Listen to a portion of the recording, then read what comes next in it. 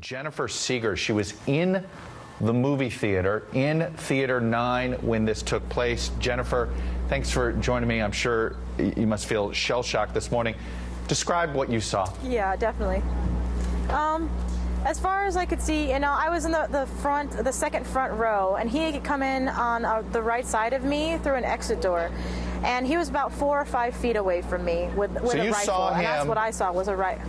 You saw him come in before he started shooting. You saw this person come in, the Mr. Holmes, yes, or allegedly Mr. Holmes, come in the door.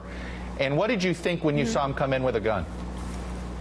I thought that he was just part of like a prop or something, that he was just being theatrical, that it was just part of the show, since it was the midnight premiere. I didn't know that he was, seriously like a bad guy, you know what I mean? He came in and he was in full gear, because they have things in the movie like that, where they're dressed up kind of like that, and I didn't know. And then he threw the grenade or whatever it was of gas, and it exploded, and there was all this gas. I thought that was a special effect. Nobody really knew what to think of it.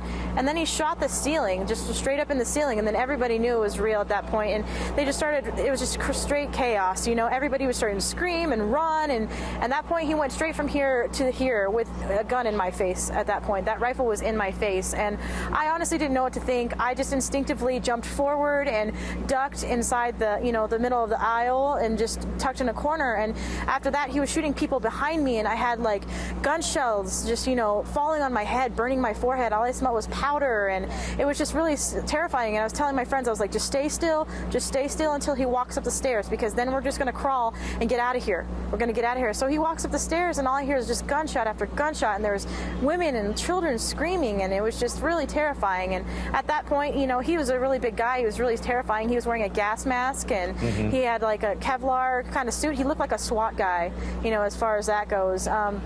He looked like he was in the military. He was a SWAT guy. He had a vest on. He had about how long did this go on? Did you feel like this was going on? How long was he shooting? Was he spraying? Was he aiming?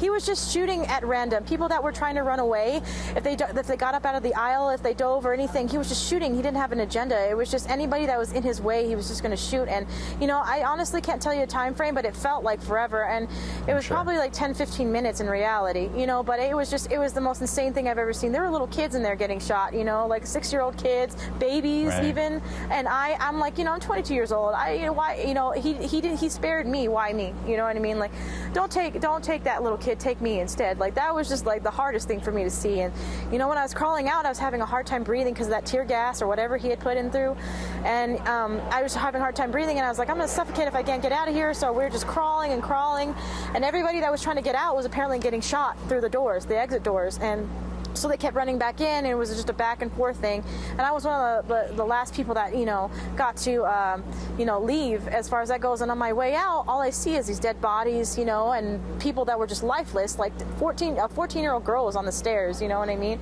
I don't know how old she was, but that's how old she was to me, and she was lifeless. And then on my way out, I bumped into this guy, and I have EMT training and fire training, and it was just my instinct to just want to save this guy.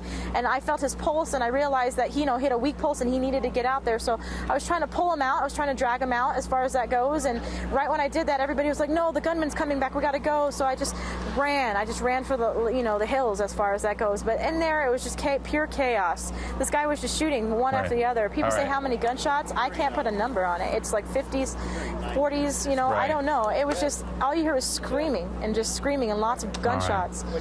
And it was just the most terrifying thing I've ever seen.